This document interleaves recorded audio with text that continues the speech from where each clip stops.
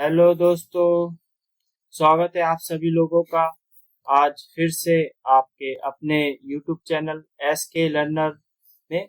और आज हम पढ़ने वाले हैं प्राचीन भारत के इतिहास के स्रोत की वीडियो नंबर दूसरी, जो कि हमारा पहला यूनिट चल रहा है। इसकी ये दूसरी वीडियो है और हमने पहली वीडियो जो अंत की थी वह मोहरों पर अंत की थी। और बिना समय गवाए हम वहीं से आज की क्लास प्रारंभ करते हैं। चलिए शुरू करते हैं। मोहरें। प्राचीन भारत के समय मोहरें एक अत्यंत महत्वपूर्ण पुरातात्विक प्राथमिक स्रोत हमारे लिए बैठी हैं। ये न केवल व्यापारिक और वाणिज्यिक विवरण देती हैं, बल्कि उस समय के लिपि, धर्म, कला, समाज, प्रशासनिक व्यवस्थाएं के बारे में भी हमें बताती हैं। इनकी जो निर्माण सामग्री है, अगर उनके बारे में बात करें तो ये सैल लकड़ी से बनी है। सैल लकड़ी, ये हड़प्पा काल की सर्वाधिक जो मोहरें हैं, लगभग 90% मोहरें सैल लकड़ी से बनी हुई हैं। और ये मिट्टी की भी पाई गई हैं। पकी हुई मिट्टी की मोहरें मिली हैं। आम जनता और सामान्य व्यापारिक लेन देन में इनका उपयोग होता था। और अगर अन्य पदार्थ की बात करें तो ये आकीक, चार्ट, तांगा, हाथीदांत, सीसा, कांच मतलब कांसा, और गुप्त काल में ये स्वर्ण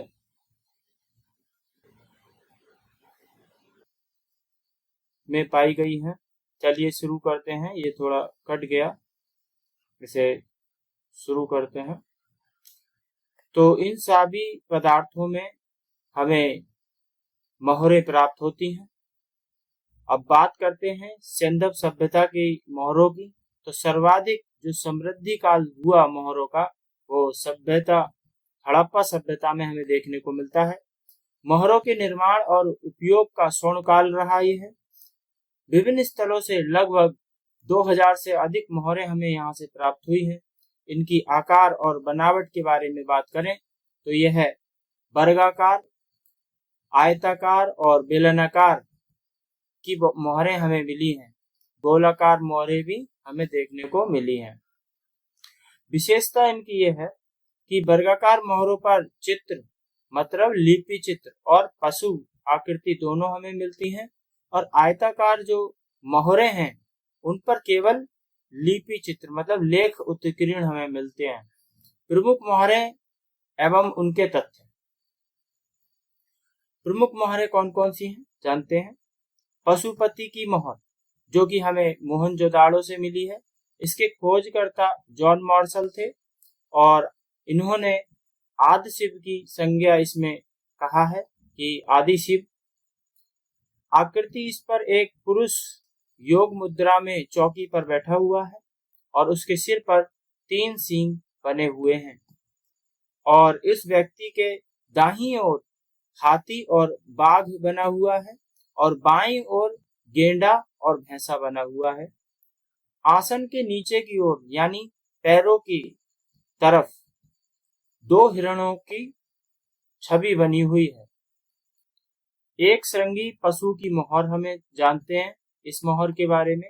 यह सिंधु स्थलों से सर्वाधिक संख्या में हमें मिलती है। यह एक काल्पनिक एक श्रृंगी पशु की मोहर हमें मिलती है। दूसरी मोहर है कुबड़ वाला सांड। एक श्रृंगी के बाद सबसे महत्वपूर्ण अगर कोई आकृति वाली मोहर है वह है कुबड़ वाला सांड की मोहर। यह उर्वरकता का प्रतीक माना जाता था। अन्य जो मोहरें हैं वो पशु की आकृतियां हैं। मोहरों पर कौन कौन से पशु हैं? बाघ, हाथी, गेंडा, बकरी, मगरमच्छ, पीपल के वृक्ष, स्वास्तिक चिन्ह मतलब सतिया, आप जानते होंगे। इस तरीके से सतिया बना हुआ होता है कुछ, ये उल्टा हो गया। इस तरीके से ये सतिया अक्सर शुभ चिन्ह माना जाता है। आज के समय में भी ये स्वास्तिक चिन्ह होता है। तो ये अक्सर हमें मिला है। और अपवाद अगर देखें तो हमें घोड़ा देखने को नहीं मिलता मोहरों पर, गाय का चित्रांकन हमें नहीं मिलता। ऐसा नहीं है कि उस समय घोड़ा नहीं था, घोड़ा था, लेकिन लोग परिचित नहीं रहे होंगे।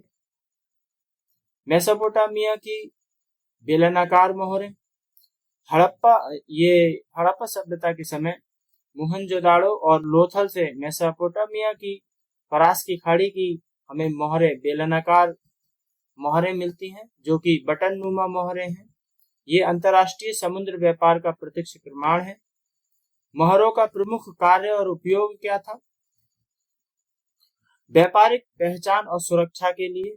होता क्या था कि जो व्यापार होता था, व्यापार में जो गठरी बंधी हुई होती थी सामान की, उसकी गांठ पर कच्ची मिट्टी लगाई जाती थी और कच्ची मिट्टी लगाकर उस मोहर का ठप्पा लगाया जाता था।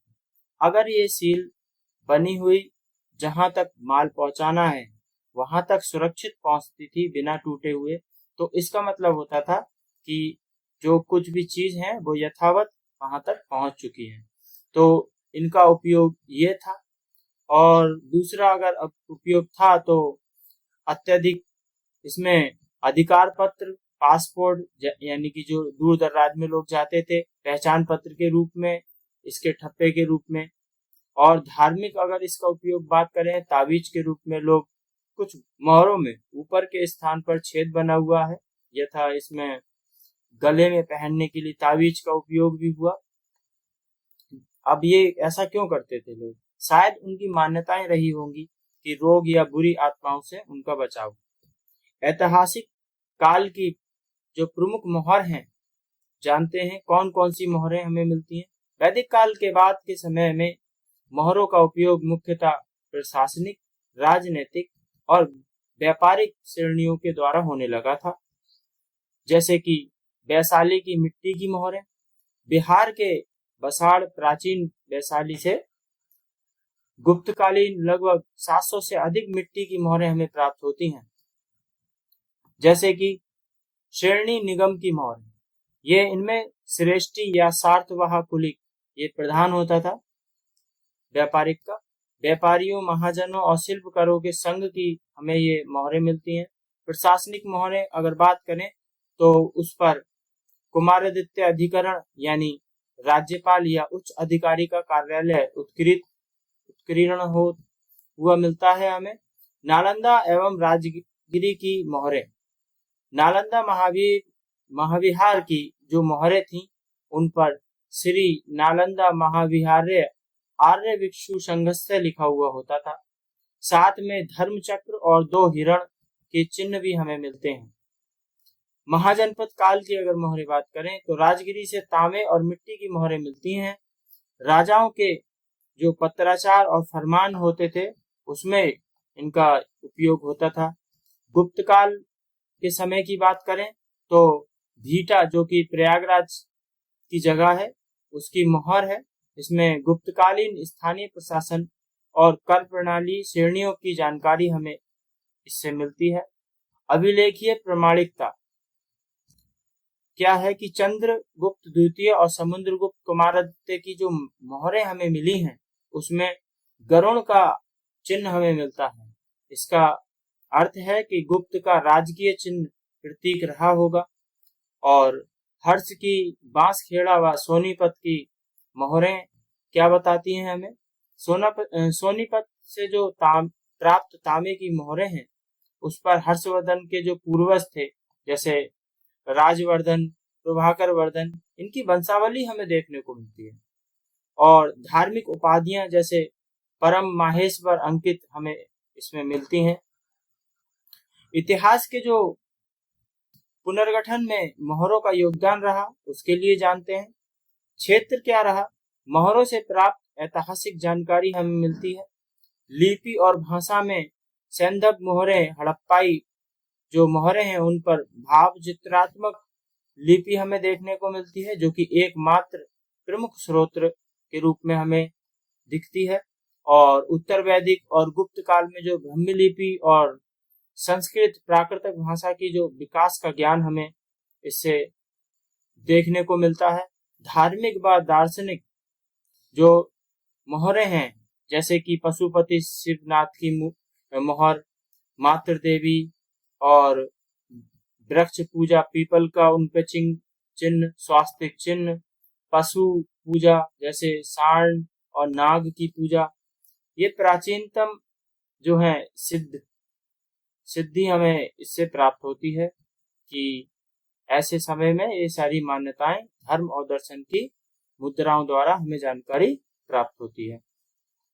आइए जानते हैं आर्थिक व व्यापारिक क्या क्या जानकारी मिलती है, जैसे कि श्रेणियों के संगठन, अंतरराष्ट्रीय व्यापार मार्गों का, जैसे मेसोपोटामिया की बटनाकार हमें मोहरें मिली हैं, तो इससे ज्ञात होता है कि उस समय अंतरराष्ट्रीय व्यापार होता था और जो रूट होता था, मार्ग होता था, वो क्या होता था। माप तोल की व्यवस्था का भी पता चलता है। प्रशासनिक संरचना की बात करें तो गुप्त और उत्तर गुप्त काल में प्रांतीय और स्थानीय प्रशासन के पदों जैसे कुमारादित्य, महादंडनायक, इन सब पदों की पुष्टि हमें मोहरों से होती है। कला और धातु कर्म की बात करें तो ये लकड़ी तराशने की टेक्निक, मिट्टी को पकाकर बनाना, धातु पर नक्काशी करना, ऐसी शिल्प कौशल जो ऐसी स्किल्स हैं उनके बारे में हमें पता मिलता लगता है। आते हैं हम अपने अगले टॉपिक पर। अगले टॉपिक पर बढ़ने से पहले मैं आपसे चाहता हूं कि आप इस चैनल को सब्सक्राइब करें, लाइक करें और शेयर करें। आप लोग अगर कमेंट करें तो हमें आपके जो कमेंट होंगे उनसे काफी मोटिवेशन मिलता है, तो आप कमेंट भी जरूर करें। प्लस अभी जो क्लास चल रही है, हमारा जो तरीका रहेगा वो क्या रहेगा, पहले हम थ्योरी कंप्लीट करेंगे पूरे एक यूनिट की, उसके बाद पूरे एक यूनिट की यूनिट वाइज प्रीवियस क्वेश्चन है उनके प्रैक्टिस सेट लगाएंगे। टॉपिक वाइज हम पढ़ेंगे और टॉपिक कंप्लीट करने के बाद, यूनिट कंप्लीट करने के बाद उस यूनिट के प्रीवियस क्वेश्चन का टेस्ट लगाएंगे। इसी तरीके से हम अपना पूरा कोर्स कंप्लीट करेंगे। उसके बाद आपके दिसंबर के एग्जाम से पहले ही इसको मैं कंप्लीट करा दूंगा और पेपर 1 की भी क्लास बहुत जल्द स्टार्ट होने वाली है। पेपर 1 की भी हम इसी तरीके से करेंगे। जब ये पूरा कोर्स हो जाएगा तो लास्ट में पूरा जो अभी टॉपिक वाइज यानी यूनिट वाइज हम सारी चीजें थ्योरी और क्वेश्चन करेंगे। उसके बाद क्या होगा कि ईयरली जो पेपर होंगे डायरेक्ट उनको सॉल्व करेंगे और अपना एनालाइज करेंगे कि हमारे कितने अंक आए। ये हमारे पूरे जो आने वाले महीने हैं, जो लास्ट तक की जर्नी है, ये हमारा रणनीति रहने वाली है, जो कि एक बहुत बेस्ट टेक्निक होती है। देखिए, दो चीजों में हमें कभी नहीं उलझना है। सबसे ज्यादा प्रॉब्लम होती है यूजीसी नेट में कि कंटेंट में फंस जाते हैं। कंटेंट एक हद तक आपको मिल जाएगा, ये कहीं भी मिल जाएगा, उसको पढ़ना कैसे है, क्या पढ़ना है, क्या छोड़ना है, ये बहुत मैटर करता है और किस तरीके से पढ़ना है। तो मैं आपको कंटेंट वही दे रहा हूं जो आपको जरूरत है और आप मैच कर सकते हैं। प्रीवियस क्वेश्चन में से ही ये सब कंटेंट मैच होगा, जितना भी कंटेंट है सब मैच होगा। तो इसलिए हमें प्रीवियस फोकस पर बहुत ज्यादा मेहनत करने की जरूरत है। हम उसी हिसाब से चलने वाले हैं और उसी हिसाब से चल रहे हैं।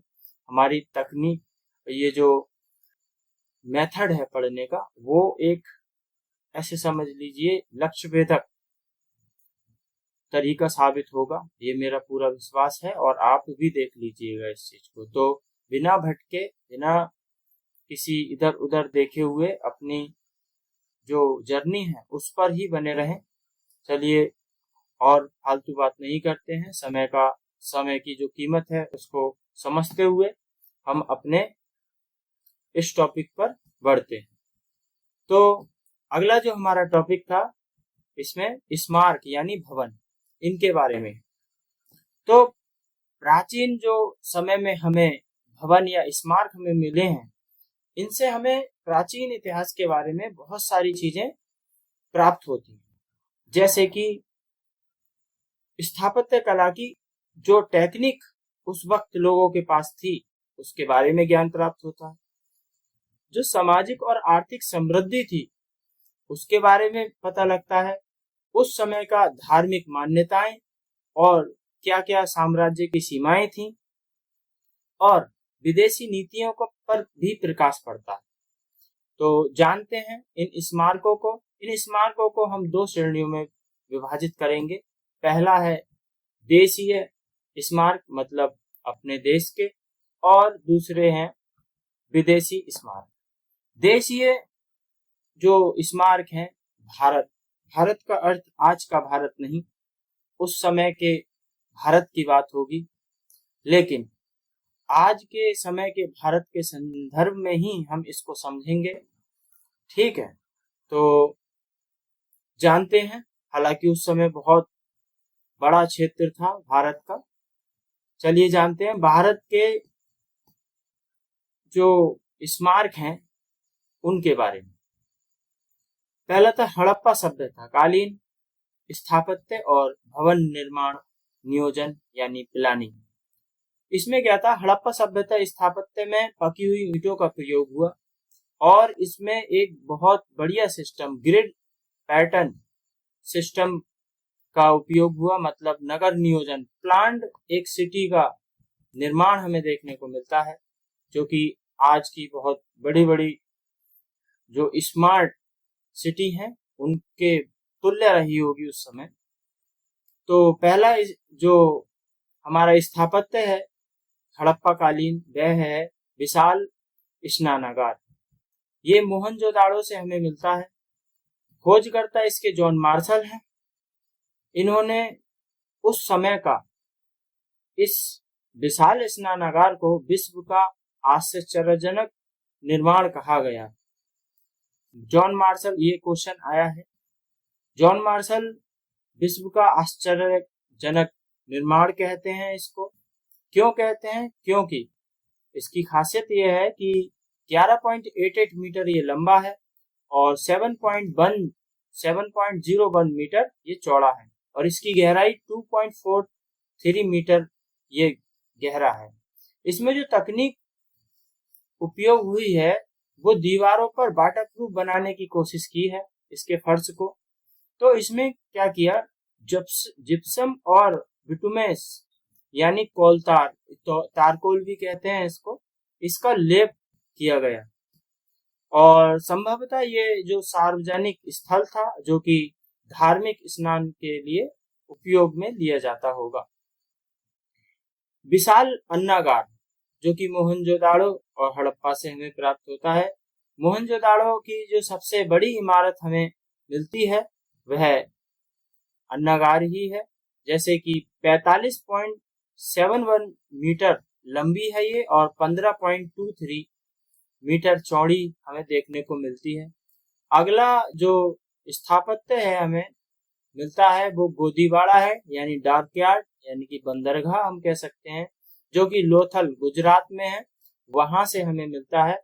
ये विश्व का सबसे प्राचीनतम कृत्रिम बंदरगाह हमें मिलता है। सोचिए उस वक्त विश्व का प्राचीनतम, ये गर्वपूर्ण समय रहा होगा हमारे लिए उस वक्त और आज भी, और हमेशा ये गर्व की बात रहेगी कि ये जो हम उस वक्त बहुत कितने डेवलप थे, कितना विश्व में हमारा जो व्यापार था, हमारा जो वर्चस्व था, कितना बढ़िया था। आज हम पढ़ने वाले हैं कि जो हम समझते हैं कि सिर्फ हिंदुस्तान में हमारा साम्राज्य बहुत बढ़िया था, इसके अलावा भी कहीं और भी, जैसे कंबोडिया जैसे देशों में भी हमारा साम्राज्य बहुत मजबूत था। आज ही आगे पढ़ने वाले हैं, देखते हैं। तो गोदीवाड़ा की बात हो रही थी, ये कृत्रिम बंदरगाह में मिलता है। इसमें पक्की ईंटों से ये बना हुआ है, लगभग 218 मीटर ये लंबा और 37 मीटर ये चौड़ा है। हड़प्पा वासी के समुद्री व्यापार का ये प्रत्यक्ष प्रमाण हमें देखने को मिलता है। और अगर बात करें जल प्रबंधन की, वाटर मैनेजमेंट, वो धोलावीरा गुजरात से हमें देखने को मिलता है। चट्टानों को काटकर बनाए 16 विशाल जलाशय और उन्नत नालियों का ढांचा हमें यहाँ से मिलता है। सभा भवन एवं ये पुरोहित आवास मोहनजोदाड़ो से हमें मिलते हैं। सभ्य और ये जो आवास है वो स्तंभों पर टिका हुआ है, जो कि एक सार्वजनिक प्रशासनिक भवन हमें लगता है, और इसको हम ऐसे संज्ञा देते हैं कि ये सार्वजनिक और प्रशासनिक भवन था। और बात करते हैं मौर्यकालीन स्थापत्य की, तो इसमें गुफाएं वगैरह हम देखने वाले हैं। तो मौर्य काल में लकड़ी से पत्थर की प्रयोग की ओर बड़ा स्थापत्य परिवर्तन देखने को हमें मिलता है। पाटलिपुत्र का, जैसे कि पाटलिपुत्र का राजप्रासाद लकड़ी का विशाल महल है। ये इसके सभा भवन में 80 विशाल स्तंभ जो कि पत्थर के हैं, स्टोन पिलर हमें देखने को मिलते हैं। इस पर अगर एक विदेशी विवरण हमें मिलता है कि इसके बारे में मेगास्थनीज, जो कि यूनानी राजदूत था, और चीन का यात्री फाहयान इसे देखकर कहते हैं कि यह इंसानों ने नहीं बल्कि देवताओं या देवदूतों द्वारा बना हुआ प्रतीत होता है। भव्य रहा होगा ये।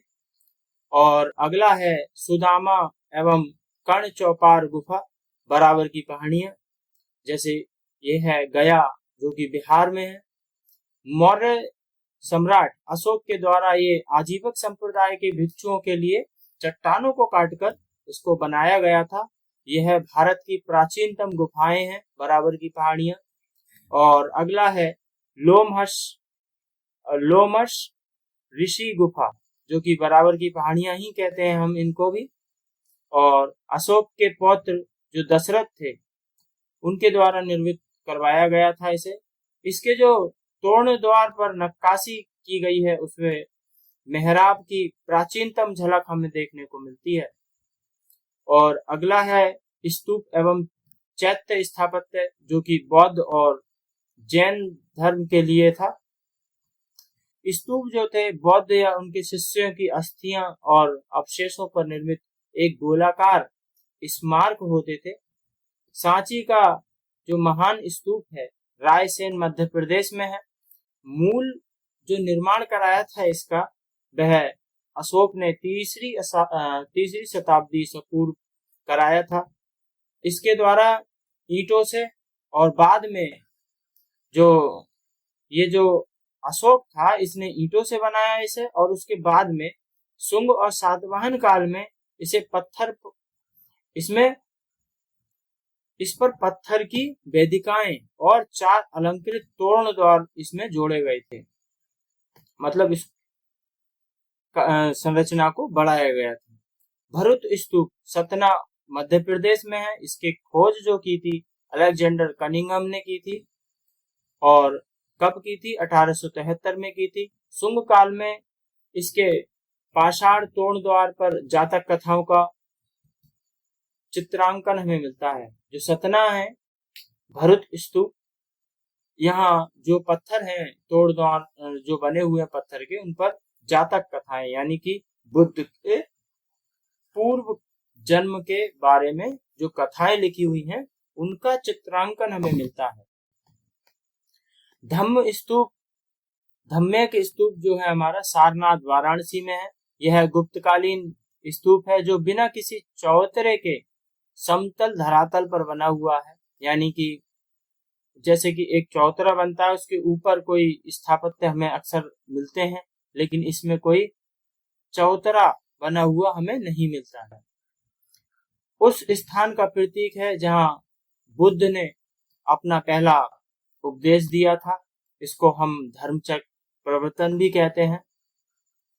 और गुप्त काल में निर्मित जहां बुद्ध ने अपने, ये जो चौखड़ी स्तूप है जो कि सारनाथ में स्थित है, गुप्त काल में ये निर्मित है जहां बुद्ध ने अपने 5 शिष्यों से मिले थे। यह वह स्थान है।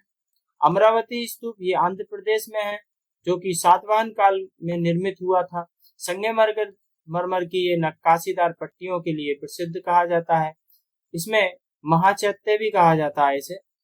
कार्ले का चैत्य ये पुणे महाराष्ट्र में है। भारत का सबसे बड़ा और सबसे सुंदर शैलकृत बौद्ध प्रार्थना भवन है ये, और सातवाहन काल में इसे निर्मित किया गया था। प्राचीन गुफा स्थापत्य एवं चित्रकला स्मारक जानते हैं। अजंता की गुफाएं यानी छत्रपति संभाजी नगर और औरंगाबाद महाराष्ट्र में ये स्थित है। इनमें टोटल 29 गुफाएं हैं जो कि बौद्ध धर्म से संबंधित हैं। निर्माण काल की बात करें तो ये 2री शताब्दी ईसा पूर्व से 7वीं शताब्दी ईसवी तक सातवाहन काल जैसे वाकाटक काल, वकाटक वंश मतलब और गुप्त काल, ये इतना लंबे समय में ये तैयार हुई। इसमें जो गुप्तकालीन फ्रेस्को जो भित्तियां हमें मिलती हैं, मूर्ति कला के उत्कृष्ट नमूने हमें मिलते हैं। अगला है कि एलोरा की गुफाएं जो कि महाराष्ट्र में है।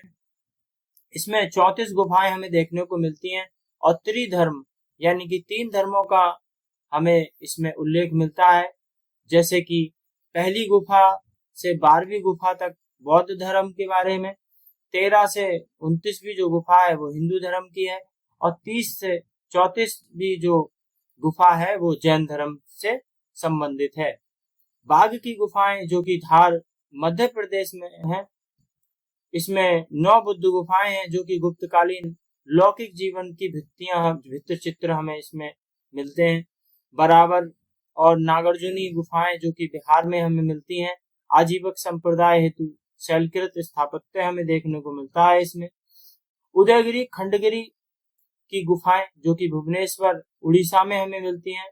चेदी या वाहन वंश के जो राजा खारवेल के समय जैन भिक्षुओं के लिए बनाई गई थी। इसमें हाथी गुम्फा और रानी गुम्फा जो प्रमुख गुफाएं हैं इसमें देखने को मिलती हैं। भारतीय मंदिर स्थापत्य की 3 प्रमुख शैलियां हमें मिलती हैं, जिसमें कि जो कि मंदिरों के निर्माण का जो व्यवस्थित प्रारंभ जो हुआ था वो गुप्त काल से हमें देखने को मिलता है, जो कि 4वीं और 5वीं शताब्दी हमें माना जाता है अक्सर। पहली शैली की अगर बात करें वो उत्तर भारत की शैली है, उसको नागर शैली कहते हैं। सांची का मंदिर संख्या 17 जो मध्य प्रदेश में स्थित है, गुप्त काल का सबसे प्रारंभिक मंदिर है। ये सपाट छत और गर्भगृह के सामने एक छोटा मंडप हमें इसमें मिलता है। गर्भगृह किसे कहते हैं? मंदिर का वह स्थान जहां मुख्य मूर्ति रखी जाती है या मुख्य स्थान होता है भगवान का, वह गर्भगृह कहा जाता है। और जो मंडप होता है, जो मेन मूर्ति के बाद जो बरामदा टाइप में बैठने की जगह होती है उसे मंडप कहते हैं। और इसमें क्या है कि जो छत है सपाट है, गर्भगृह के सामने एक छोटा मंडप हमें देखने को मिलता है। कि आई होप कि आप ये क्लियर हो गया होगा। देवगढ़ का दशावतार मंदिर जो कि ललितपुर उत्तर प्रदेश में है, झांसी के पास की स्थान है। ये भारत का पहला शिखर युक्त मंदिर हमें ये मिलता है जो कि गुप्त काल का है। इसकी जो शैली है वो पंचायतन शैली इसमें उपयोग की गई है। भीतरी गांव का जो मंदिर है वो कानपुर उत्तर प्रदेश में है, जो कि पूर्णतः पकी हुई ईंटों से निर्मित है और गुप्तकालीन विशाल मंदिर है।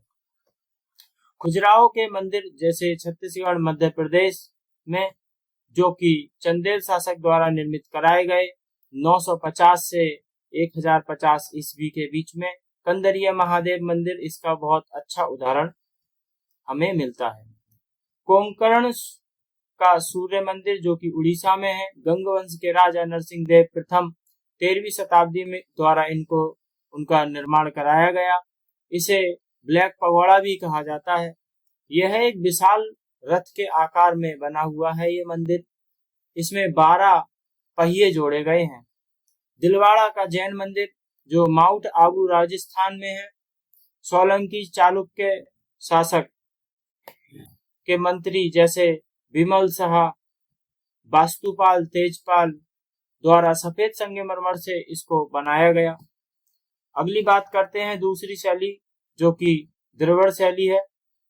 द्रविड़ शैली दक्षिण भारत की द्रविड़ शैली होती है और उत्तर भारत की नागर शैली। तो दूसरी है द्रविड़ शैली। तो महाबलीपुरम के रथ मंदिर और तट मंदिर जो कि तमिलनाडु में हमें देखने को मिलते हैं, उसके बारे में बात करते हैं।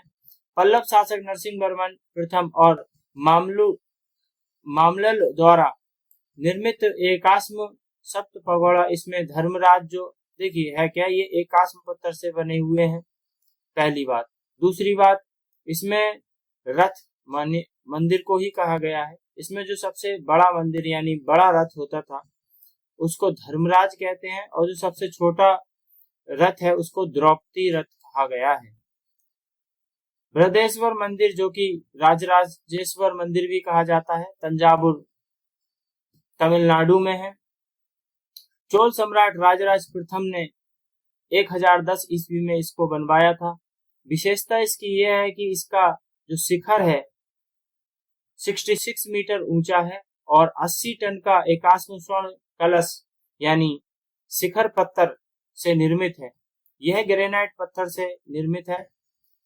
गंगेकोंड चोलपुरम का मंदिर जो कि चोल शासक राजेंद्र प्रथम द्वारा अपनी उत्तर भारत की विजय की स्मृति में बनाया गया था। अब तीसरी शैली के बारे में बात करें तो वो है बेसर शैली, जो कि विंध्याचल से विंध्य पर्वत जो है मध्य भारत के आसपास हमें सेंटर में देखने को मिलता है, उस क्षेत्र से कृष्ण नदी और गोदावरी नदी के वहां तक की जो क्षेत्र है उसमें ये शैली हमें मिलती है, जो कि नागर शैली और द्रविड़ शैली का एक मिश्रित रूप से बनी है। बात करते हैं इसके बारे में, इस शैली में कौन कौन से मंदिर हैं, जैसे कि एलोरा का कैलाश मंदिर, गुफा संख्या 16 जो महाराष्ट्र में निर्मित है। राष्ट्रकूट राजा कृष्ण प्रथम 8वीं शताब्दी में द्वारा इसे बनाया गया था। इसके लिए विश्व की सबसे बड़ी एकाश्म संरचना, यह पूरा मंदिर किसी एक ईंट या जोड़ से मिलकर बना हुआ नहीं है, बल्कि पूरी ऊपर से नीचे तक एक ही पूरी पहाड़ी को तराशकर बनाया गया है। जानते हैं अगला, पट्टदकल के मंदिर कर्नाटक में चालुक्य शासक द्वारा निर्मित, जैसे विरूपाक्ष मंदिर। पट्टदकल को यूनेस्को ने विश्व धरोहर स्थल घोषित किया है। अब जानते हैं भारतीय मंदिर स्थापत्य शैलियां जो कि हम अभी पढ़ चुके हैं, कौन कौन सी थी एक बार देखते हैं। नागर शैली उत्तर भारत में, बेसर शैली जो कि मध्य भारत हम मिश्रित शैली थी, द्रविड़ शैली दक्षिण भारत में। उत्तर भारत में अगर खजुराहो दशावतार मंदिर, और मध्य में कैलाश मंदिर एलोरा का, विरूपाक्ष मंदिर, और दक्षिण में बृहदेश्वर मंदिर, महाबलीपुरम रथ जो है वो हमें एक अच्छे उदाहरण देखने को मिलते हैं। विदेशी स्थित भारतीय कला एवं स्थापत्य स्मारक। भारत का प्राचीन सांस्कृतिक एवं व्यापारिक प्रभाव केवल भारतीय उपमहाद्वीप तक सीमित नहीं था, बल्कि दक्षिण पूर्वी एशिया, ग्रेट इंडिया जिसे कहते हैं, तक फैला हुआ था। मैंने आपको बताया था कि हमारा साम्राज्य कहाँ तक था, हम बात करेंगे तो ये वही है। अंगकोर वाट मंदिर जो कि कंबोडिया में है, इसके जो निर्माण कराया था राजा सूर्यवर्मन द्वितीय ने कराया 12वीं शताब्दी में। इसकी विशेषता यह है कि यह विश्व का सबसे बड़ा धार्मिक स्मारक है, जो कि हिंदू मंदिर है, जो भगवान विष्णु को समर्पित है। इसकी दीवारों पर रामायण और महाभारत के दृश्य उत्कीर्ण हमें मिलते हैं। अगला जो है वो है स्तूप, बोरोबुदुर स्तूप जो कि जावा इंडोनेशिया में है। निर्माता जो है इसके शैलेंद्र वंश के शासक और थे, और 8वीं से 9वीं शताब्दी के बीच में इसको बनवाया गया था।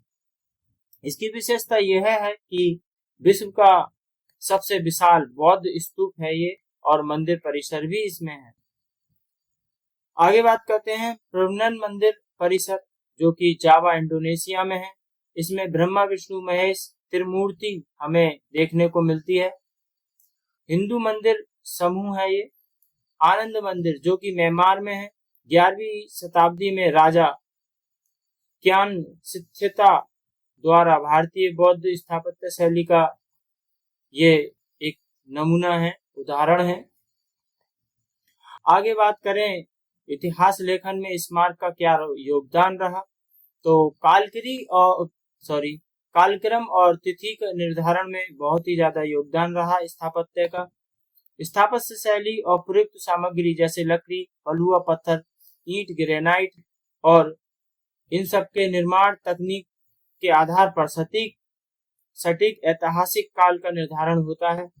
तकनीकी ज्ञान का स्तर जो कि लोथल, डाइकार्ड और डॉकयार्ड जैसे धोलावीरा जल प्रबंधन हमें देखने को मिलता है। एलोरा के कैलाश मंदिर की एकात्मक जो कटाई हमें देखने को मिलती है, उस समय के भारतीय उत्कृष्ट इंजीनियरिंग ज्ञान को दर्शाता है। धार्मिक व सांस्कृतिक जीवन का अगर देखें तो मंदिरों और स्तूप, चैत्यों और भित्ति चित्रों से उस समय के समाज की धार्मिक निष्ठा, देव पूजा, उस पद्धति, कलात्मक सोच के बारे में हमें आभास होता है। आर्थिक स्थिति एवं साम्राज्य विस्तार, बृहदेश्वर या अंगकोर वाट जैसे विशाल स्मारक का निर्माण हमें बताते हैं कि न सिर्फ हमारे इस वर्तमान भारत के क्षेत्र में बल्कि यहाँ से बहुत दूर भी हमारा शक्तिशाली साम्राज्य रहा था। ये साक्ष्य हैं। अगली बात करते हैं मृतभांड, जो कि इतिहास में बहुत ही ज्यादा योगदान रहे प्राचीन भारत के इतिहास में। प्राचीन भारतीय इतिहास और विशेष रूप से प्राग ऐतिहासिक समय और आदि ऐतिहासिक काल के पुनर्गठन में मृतभांड की बहुत बड़ी भूमिका रही, जो कि एक पुरातात्विक प्राथमिक स्रोत हैं। पहले प्राथमिक स्रोत हैं ये। मृतभांड को पूरा शास्त्र का वर्णमाला यानी अल्फाबेट ऑफ आर्कियोलॉजी भी कहा जाता है, क्योंकि मिट्टी के बर्तन कभी नष्ट नहीं होते, केवल टूटते हैं। इनकी जो बनावट थी, तकनीकी और डिजाइन के आधार पर किसी संस्कृति का हमें पता चलता है, उसके काल के बारे में भी काल निर्धारण भी किया जाता है। कालानुक्रम के अनुसार भारत की जो 4 मृतभांड संस्कृतियां हमें मिलती हैं, एक बार वो देखते हैं। पहला है गेरू वर्णीय, गेरू कलर के जो मृतभांड हैं। दूसरे वो लोह कृषित काले मृतभांड, चित्र धूसर मृतभांड और उत्तरी काली पॉलिस्टर मृतभांड। तो गेरू वाले ताम्र पाषाण काल के समय, BRW जो हड़प्पा और ताम्र पाषाण दोनों समय में मिलते हैं। चित्र धूसर हमें ऋग्वैदिक और उत्तर वैदिक के समय में मिलते हैं, और महाजनपद और मौर्य काल आते आते हमें उत्तरकालीन पॉलिशदार मृतभांड हमें देखने को मिलते हैं। मृतभांडों की जो प्रमुख शैली हमें मिलती है एवं विस्तृत जो तथ्य हैं, उनके बारे में एक बार बात करते हैं। जो गेरू रंग के मृतभांड हैं, उनका कालक्रम 2000 ईसा पूर्व से 1500 ईसा पूर्व के बीच रहा, जो कि ताम्रपाषिक काल है। विशेषता यह है कि ये गेरुए मतलब लाल नारंगी से मिश्रित जो रंग बनता है उसके होते थे। इसकी सतह छूने पर पाउडर जैसा हाथ में लग जाता है, रगड़ ये पाउडर छोड़ देते हैं। इसका मतलब यह अत्यधिक पुराने और कमजोर ढंग से पकाए गए थे ये, और कमजोर थे इसकी सतह। और समृद्ध संस्कृति, इन्हें ताम्र निधियां भी से जोड़ा जाता है, ताम्र निधियों के उनसे भी जोड़ा जाता है। मुख्य स्थल जो हैं इसके वह हस्तिनापुर, अतरंजी खेड़ा उत्तर प्रदेश में है, लाल किला दिल्ली का क्षेत्र, बहादुराबाद, और अगले हैं कृष्ण लोहित मृतभांड जो ब्लैक हैं, ब्लैक और लाल दोनों रंग में है। ये जो है उत्तर वैदिक काल, हड़प्पा काल से लेके उत्तर वैदिक काल के बीच में व्यापक रूप से प्रयोग में आए थे। इनकी विशेषता यह है, ये बर्तन जो थे अंदर से काले थे और बाहर से लाल थे। और इनका जो निर्माण कैसे होता था, उल्टी पकाई विधि, मतलब इनके द्वारा बनाया जाता था इस टेक्निक को के द्वारा, और बर्तन को उल्टा करके भट्टी में पकाने के पर हवा ना मिलने से अंदरूनी हिस्सा काला हो जाता, इसलिए इसे तकनीक है उल्टी पकाई विधि कहते हैं।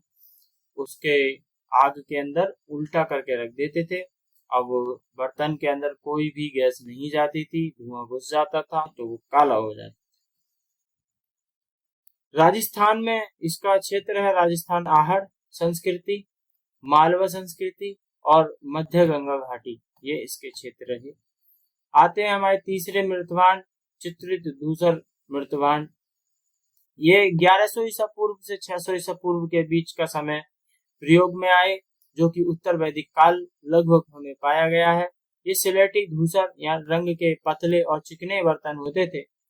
इन पर काले रंग की ज्यामितीय रेखाएं और बिंदु चक्र आदि चित्रित किए गए थे।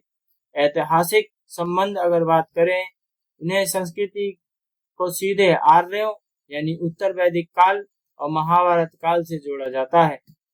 प्रमुख स्थल इसके हस्तिनापुर, अतरंजी खेड़ा, कुरुक्षेत्र, भगवानपुर हरियाणा, अहिड़ क्षेत्र उत्तर प्रदेश हमें देखने को मिलते हैं।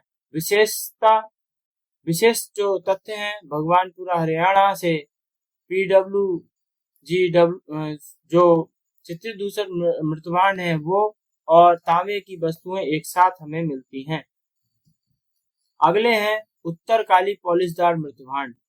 इनका कालक्रम 600 ईसा पूर्व से 200 ईसा पूर्व के बीच रहा, जो कि द्वितीय नगरीकरण का समय था, जिसको हम कहते हैं महाजनपद काल का समय, या हम कहते हैं मौर्य काल तक ये यूज में आए। विशेषता इसकी यह है कि प्राचीनतम भारत के सर्वश्रेष्ठ उच्च कोटि के मृतभांड ये हैं। इनकी तकनीक जो है अत्यंत चिकने, चमकदार और शीशे की तरह चमकने वाले काले बर्तन होते थे। तकनीकी पहलू अगर बात करें, इन्हें अत्यधिक उच्च ताप पर पकाया जाता था और इन पर पॉलिश की जाती थी। सामाजिक आर्थिक महत्व, ये अत्यंत महंगे और दुर्लभ बर्तन होते थे जो समाज में उच्च वर्ग और अभिजात वर्ग उपयोग में करते थे। देखिए उस समय क्या है कि चित्रित दूसर मृतभांड भी होते होंगे, ठीक है, ऐसा तो है नहीं कि हमेशा के लिए खत्म हो गई वो संस्कृति। आज के समय में भी मिट्टी के बर्तन हमें देखने को मिलते हैं और उनका कहीं ना कहीं हमारे जो रीति रिवाज है उनकी वजह से आज भी वो सारी चीजें जीवित हैं। जैसे कि दिवाली पर दिए जलाते हैं लोग और भी बहुत सारी चीजें। तो उस समय क्या था, ये चमकदार नए मॉडर्न बर्तन आ गए थे, तो ये महंगे थे क्योंकि टूट जाते थे और चमकदार थे, तो इसलिए महंगे थे। बनाने में ज्यादा मेहनत लगती होगी इसलिए। तो उच्च वर्ग के जो अमीर लोग होते थे वो लोग इसका यूज करते थे। ऐसा नहीं है कि दूसरे प्रकार के नहीं होंगे, उस वक्त वो भी थे। गरीब लोग जो थे वो दूसरे तरीके के यूज करते थे। ऐतिहासिक संबंध इसका ये है कि द्वितीय नगरीकरण के समय, बौद्ध धर्म के उदय के समय से मौर्य साम्राज्य की समृद्धि का प्रतीक हमें इसे बताता है। मतलब जब बर्तन इतने अच्छे उच्च कोटि के हैं, इसका मतलब उस समय जो क्षेत्र में ये पाए गए उस वक्त एक अच्छा समृद्धि काल चला होगा।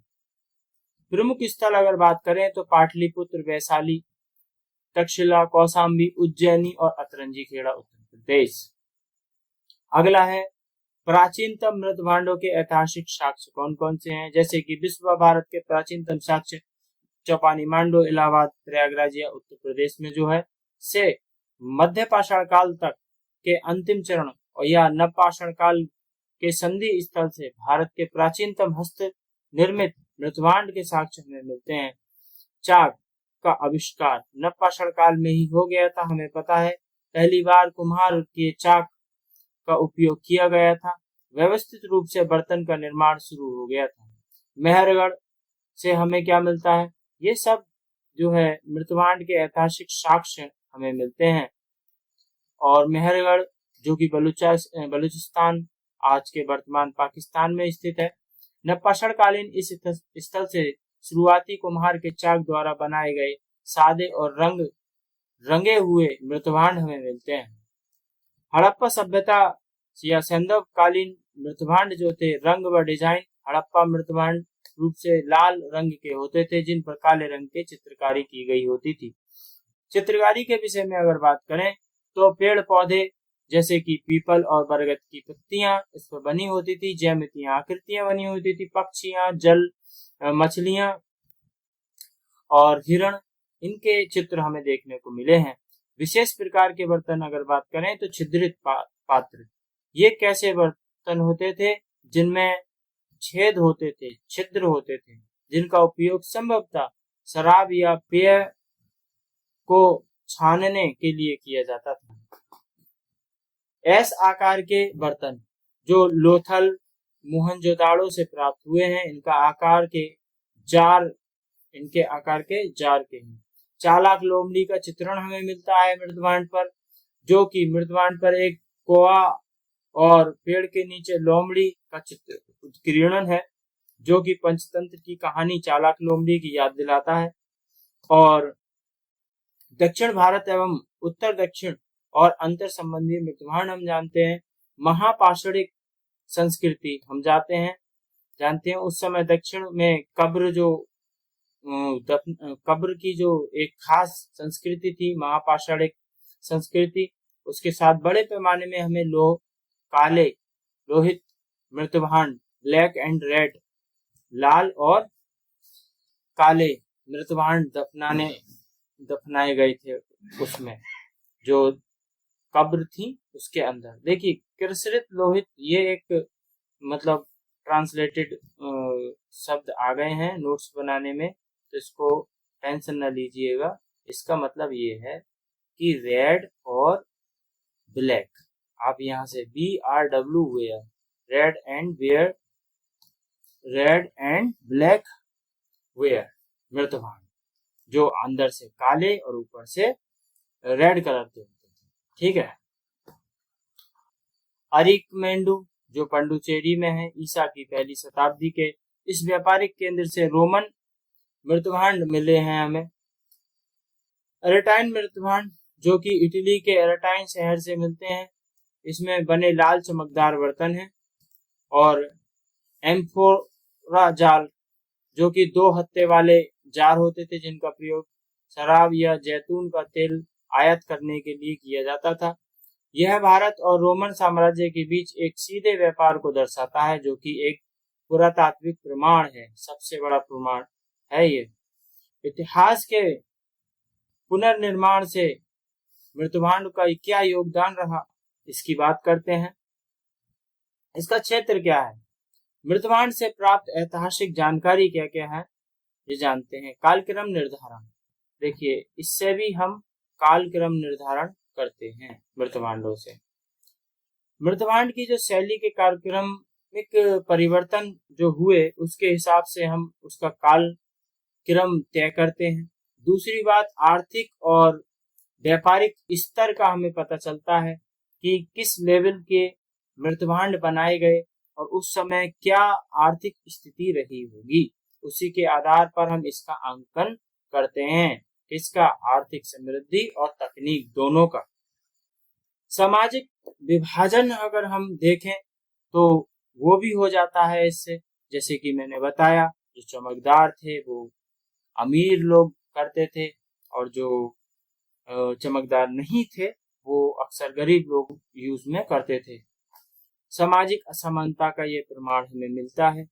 खान पान व कृषि के बारे में, बर्तन के अंदर चिपके हुए रासायनिक अवशेषों के आधार पर हमें अनाज, चावल, गेहूं, दूध, तेल, मदिरा रखी जाती थी, इसके साक्ष्य हमें मिले हैं। व्यापारिक संबंध, अराकेमेडू से मिले जो रोमन एम्फोरा जार, जो कि भारत रोमन अंतर्राष्ट्रीय व्यापार समुद्री मार्ग की पुष्टि करते हैं, ये व्यापारिक संबंध हमें मिलते हैं। अब बात करते हैं हमारे अगले टॉपिक की, वो है धार्मिक साहित्य। प्राचीन भारत के एक बहुत बड़ा योगदान धार्मिक साहित्य, अब हम उसको जानते हैं। धार्मिक साहित्य मुख्य रूप से 3 भागों में बांटा गया है, जैसे कि वैदिक साहित्य, बौद्ध साहित्य और जैन साहित्य। अभी हम अपना जो पहला डायग्राम था वही फॉलो कर रहे हैं। हम जो कुछ भी पढ़ाएंगे, जो कुछ भी हम पढ़ेंगे इस क्लास में, वो सब एक ऑर्डर वे में होगा। ऐसा नहीं है कि कहीं से कुछ भी पढ़ लिया, सिलेबस के आधार पर पूरी तरीके से सिस्टमेटिक तरीके से पढ़ेंगे। हमने पुरातात्विक साक्ष्य की बात कर ली है, पुरातात्विक साक्ष्य की बात कर ली है, स्रोत की बात कर चुके हैं। अब हम धार्मिक स्रोत पर आए हैं। इसके बाद जो लौकिक साहित्य होगा वो पढ़ेंगे, उसके बाद हम विदेशी विवरण पढ़ेंगे। तो धार्मिक साहित्य में तीनों धर्म के बारे में हम पढ़ने जा रहे हैं। तो पहला है बौद्ध साहित्य। बौद्ध साहित्य में प्राचीन भारत के जो इतिहास के स्रोत के रूप में बौद्ध साहित्य एक बड़ी भूमिका निभाता है, जिसमें वैदिक काल 1500 बीसी से 600 बीसी ईसा पूर्व यानी कि ईसा पूर्व के समय की जो राजनीतिक और सामाजिक, धार्मिक, आर्थिक और सांस्कृतिक जो जीवन है उस पर प्रकाश डालता है। सबसे प्रमुख और प्राथमिक साहित्य स्रोत हैं ये, जिसमें वैदिक साहित्य को प्रमुख रूप से दो भागों में बांटा जाता है। जो वैदिक साहित्य है उसको भी दो भागों में बांटा जाता है। धार्मिक साहित्य को 3 भागों में बांटा हमने, अब वैदिक साहित्य है पहला, उसको 2 भागों में बांटा। पहला है श्रुति साहित्य। श्रुति साहित्य में कौन कौन सी चीजें आती हैं? जो सुनकर काफी समय तक रही, उसके बाद वो लिखी वृद्ध रही। ठीक है, तो ऐसे साहित्य श्रुति साहित्य कहलाए, जैसे कि संहिता, ब्राह्मण, आरण्यक, उपनिषद और स्मृतियां। साहित्य वेदांग, सूत्र, पुराण, महाकाव्य, ये सारी चीजें। चलिए देखते हैं। पहले इसमें आते हैं 4 वेद, संहिताएं एवं ऐतिहासिक साक्ष्य। पहला वेद है ऋग्वेद। ऋग्वेद का जो समय है वह 1500 ईसा पूर्व से 1000 ईसा पूर्व के बीच का रहा, और यह ऋग्वैदिक या प्रारंभिक वैदिक काल से जाना जाता है। इसकी संरचना जो है, इसमें 10 मंडल हैं, 1028 सूक्त हैं और 1017 मूल प्लस 11 वालखिल्य और 1580 मंत्र इसमें पाए गए हैं। पाठ्यकर्ता जो होता था उसे होता या होत्री कहा जाता था। ऐतिहासिक तथ्य की बात करें तो सप्त सैंधव प्रदेश, इसमें 25 नदियों का उल्लेख हमें मिलता है। इसमें सबसे पवित्र नदी सरस्वती कही गई है, जिसको नदी माता, नदीमता कहा गया है। ये शब्द का प्रयोग किया है ऋग्वेद में। ऋग्वेद में सर्वाधिक बार जो उल्लेखित जो नदी है उसे सिंधु है। गंगा का उल्लेख केवल 1 बार किया है और यमुना का 3 बार इसमें उल्लेख मिलता है। दशराज युद्ध हुआ 10 राजाओं का 7वें मंडल में हमें मिलता है, जो कि पुरुष श्रेणी यानी रावी नदी के तट पर हुआ था। राजा सुदास जो कि भरत जन के थे, और अन्य 10 राजा के संघ के बीच जो युद्ध हुआ सुदास के साथ, जो कि सुदास इसमें विजयी रहा। इससे जो है भारत के जो जन की श्रेष्ठ स्थापत्ति हुई थी। मतलब 10 राजाओं का ये युद्ध का वर्णन हमें ऋग्वेद में मिलता है। कौन से मंडल में? 7वें मंडल में। किस नदी के किनारे? पुष्करणी यानी रावी नदी तट के किनारे। मिलान करने के लिए आ जाते हैं कभी कभी नदियों के नाम, पुष्करणी यानी रावी, विशेषता झेलम, ऐसे करके दिए हुए, जिससे भारत जनश्रेष्ठ स्थापित हुई। वर्ण व्यवस्था का उदय 10वें मंडल में पुरुष सूक्त में वर्ण व्यवस्था के बारे में हमें उल्लेख मिलता है, जिसमें प्रथम बार चारों वर्णों के बारे में हमें मिलते हैं। ब्राह्मण, क्षत्रिय, वैश्य, शूद्र की उत्पत्ति का उल्लेख हमें मिलता है। इसमें गायत्री मंत्र जो कि 3रे मंडल में हमें मिलता है, विश्वामित्र द्वारा रचित, जो सविता सूर्यदेव को समर्पित है। सोमरस यानी 9वें मंडल में सोमरस का उल्लेख मिलता है। माल्य की मंजूवंत चोटी से प्राप्त जो पेय पदार्थ हुआ उसको सोमरस का सोमरस कहा गया, उसके सोमरस का वर्णन हमें मिलता है। अगला जो वेद है हमारा वो है सामवेद। सामवेद की रचना जानते हैं। 1875 मंत्र हैं इसमें। केवल 75 से 99 मंत्र ही इसके मूल मंत्र हैं। शेष जो है ऋग्वेद से लिए गए हैं। पाठकर्ता को उद्गाता कहा गया। अब बात करते हैं आगे। तो ऐतिहासिक तथ्य, भारतीय संगीत का जनक इसे कहा जाता है। सामवेद संगीत, सा से संगीत, सा से सामवेद, आप याद रख सकते हैं। इसमें क्या है, संगीत का जनक माना जाता है इस वेद को। इसमें संगीत के 7 स्वर सा रे गा मा पा धा नि सा प्रथम बार उल्लेखित हमें मिलता है। यहीं से इसके साक्ष्य मिलते हैं, यहीं से संगीत की उत्पत्ति हुई। और अब बात करते हैं तीसरे वेद के बारे में। इसकी जो शैली है वो गद और पद दोनों में है, यानी इसके 2 भाग हैं। पहली जो है शुक्ल यजुर्वेद है। यजुर्वेद इसके वाजस्नेय संहिता, और कृष्ण यजुर्वेद जो है ये दूसरा है। तो पाठ्यकर्ता को अर्धयु कहा गया। ऐतिहासिक तथ्य के बारे में बात करें तो उस समय के धार्मिक अनुष्ठानों, यज्ञ विधानों और बलि के विधियों के बारे में इसकी जानकारी मिलती है। और इसमें जैसे कुछ यज्ञ, जैसे राजस्व यज्ञ, वाजपेय यज्ञ, अश्वमेघ यज्ञ जैसे राजकीय यज्ञों की विधि दी गई है। राजा की बढ़ती शक्तियों का ये प्रमाण है। चौथा जो वेद है अथर्ववेद है। इसकी संरचना अगर बात करें तो 20 कांड हैं इसमें, और 730 सूक्त हैं, और लगभग 6000 मंत्र हैं। इसके रचयिता अथर्वा एवं अंगिरस ऋषि थे। इसलिए इसको अथर्वांगिरस वेद भी कहते हैं, और ब्रह्म वेद भी कहते हैं, ब्रह्म वेद। पाठ्यकर्ता जो होता था ब्रह्मा कहलाता था, ब्रह्म। ऐतिहासिक अगर तथ्य की बात करें तो ये गैर आर्य यानी लौकिक परंपराएं जैसे जादू टोना, वशीकरण, औषधि, रोग निर्माण, गृह निर्माण, कृषि के कीटों से बचाव आदि की हमें जानकारी अथर्ववेद से मिलती है। राजनीतिक संस्थाएं जैसे कि इसमें सभा और समिति को प्रजापति की 2 पुत्री कहा गया है अथर्ववेद में, जो राजा के नियंत्रण में रहती थी। प्रजापति की 2 पुत्री कहा गया है। क्षेत्रीय उल्लेख की बात करें तो मगध, अंग, कुरु राज्य का वर्णन हमें इसमें मिलता है। परीक्षित को मृत्युलोक का देवता कहा गया है अथर्ववेद में। अब बात करते हैं ब्राह्मण ग्रंथ। ब्राह्मण ग्रंथ की बात करें तो ब्राह्मण ग्रंथ होते थे, ये किस लिए बनाए गए और ये कौन से ग्रंथ?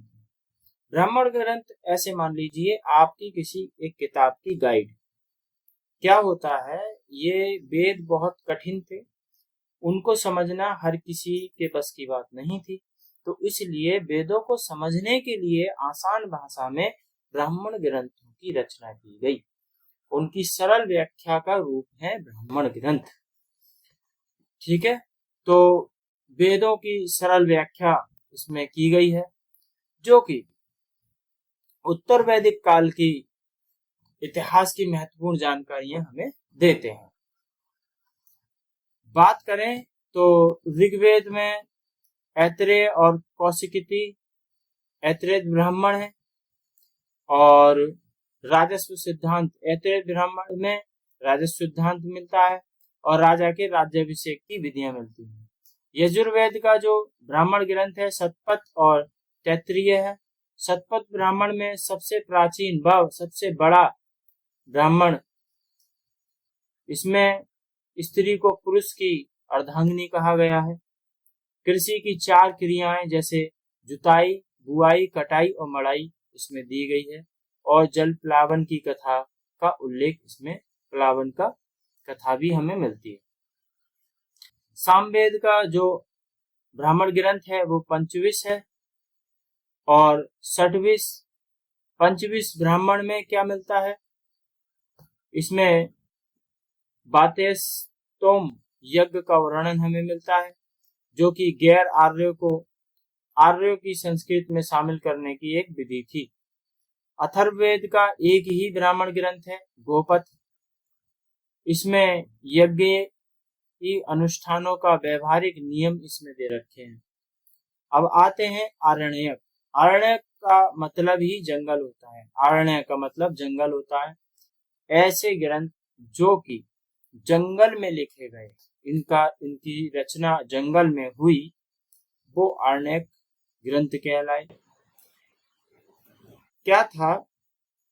ये एक दार्शनिक ग्रंथ है।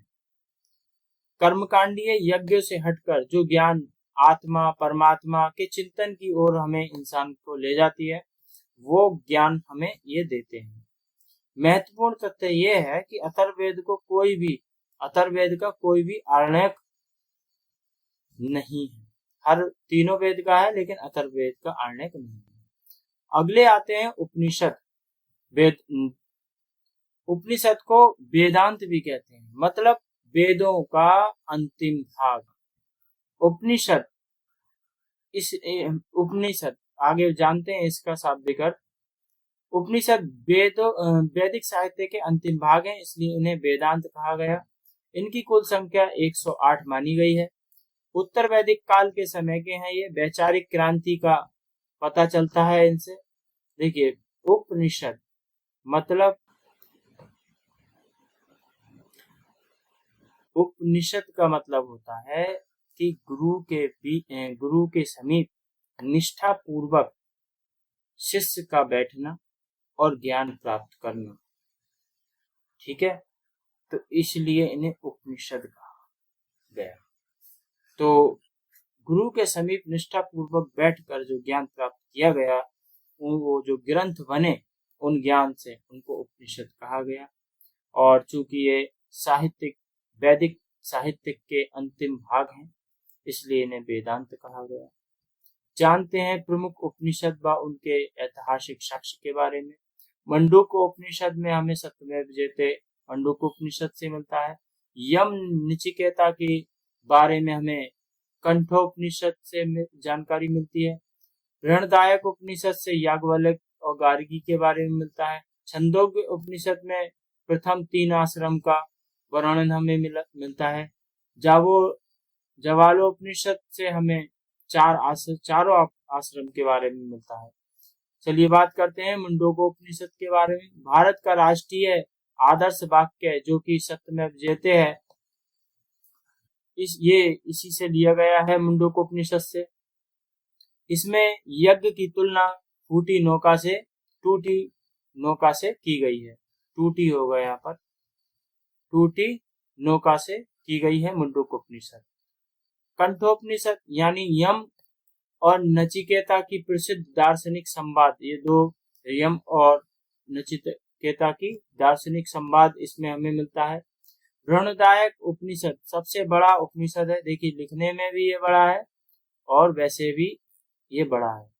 इसमें प्रसिद्ध वाक्य तमसो मा ज्योतिर्मर्गेम ज्योतिर्गमय, और बोलने में थोड़ा कठिन है, ज्योतिर्गमय और विद्वान महिलाओं की स्थिति दर्शाने वाला याज्ञवल्क्य और गार्गी का संवाद इसमें मिलता है। छांदोग्य उपनिषद में कृष्ण यानी देवकी पुत्र कृष्ण का प्रथम उल्लेख हमें यहाँ मिलता है। समाज के प्रथम 3 आश्रम यहाँ से मिलते हैं, जैसे ब्रह्मचार्य, गृहस्थ और वानप्रस्थ। जवालोपनिषद से हमें सबसे पहली बार चारों आश्रम ब्रह्मचार्य, गृहस्थ और वानप्रस्थ और सन्यास, चौथा क्या था, सन्यास, के बारे में हमें उल्लेख मिलता है। अब आते हैं हमारे वेदांग एवं सूत्र साहित्य। देखिए, जब मैं शुरुआत में इतिहास पढ़ता था तो शुरू में मैं भी कंफ्यूज हुआ था, वेदांग और वेदांत। मुझे लगा कोई शाब्दिक एरर है जब सर पढ़ा रहे थे। तो यहाँ शायद आप में से कोई कंफ्यूज हो तो इसको क्लियर कर दूं। मैं तो इस चीज से गुजरा हूं कि वेदांग और वेदांत दोनों अलग हैं। उपनिषद जो है वो वेदांत है। क्यों है? क्योंकि वेदों के अंतिम रूप। और वेदांग जो वेदों के अंग हों उन्हें वेदांग कहे गए। ये क्यों क्यों बनाए गए? वेदों को अच्छे से उनका उच्चारण करने के लिए और उनको पढ़ने के लिए, उनका प्रयोग करने के लिए, यूज करने के लिए बनाए गए। तो पहला जो अंग है हमारा वो है शिक्षा, शुद्ध उच्चारण शास्त्र के लिए। दूसरा है इसमें जो है कल्प, कर्मकांडीय नियम, इसके अंतर्गत आने वाले शल्भ सूत्र से भारतीय शल्भ सूत्र भी है इसमें, जो कि रेखा गणित की उत्पत्ति हुई उससे, मतलब रेखाओं का ज्ञान। ज्यामितीय आकृतियां बनाते हैं जब यज्ञ करते हैं, तो वहीं से उत्पत्ति हुई। और दूसरे हैं व्याकरण। पढ़ने की अष्टाध्यायी में 5वीं शताब्दी ईसा पूर्व में इसे सबसे प्रसिद्ध व्याकरण ग्रंथ कहा गया है, पढ़ने की अष्टाध्यायी। तो इसमें ग्रामर भी है, निरुक्त जो कि भाषा शास्त्र है, शब्दकोश है, रचयिता इसके यास्क है, और छंद इसके रचयिता पिंगल है, पिंगल मुनि। छंद शास्त्र है इसमें, ज्योतिष एस्ट्रोनॉमी के बारे में हमें मिलता है इसमें, खगोल भूगोल के बारे में हमें मिलता है, खगोलीय गणना। और रचयिता इसके लगन मुनि। वेदांग ज्योतिष के बारे में हमें मिलता है। तो अब बात करते हैं ऐतिहासिक लेखन में वैदिक साहित्य का क्या योगदान है। वैदिक साहित्य हम पढ़ चुके हैं, तो इसका क्या योगदान है।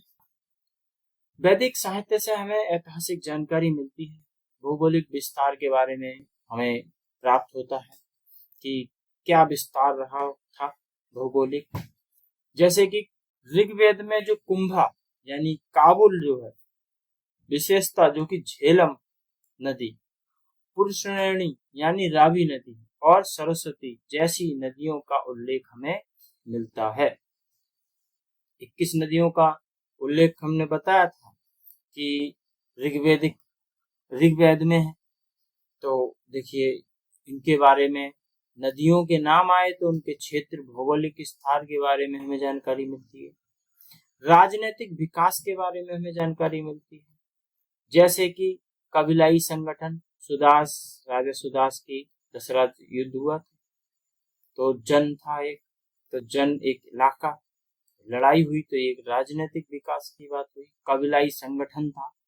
ये सारी चीजें हमें मिलती हैं कि ऋग्वैदिक काल में कबीलाई संगठन था, जन का निर्माण हो चुका था।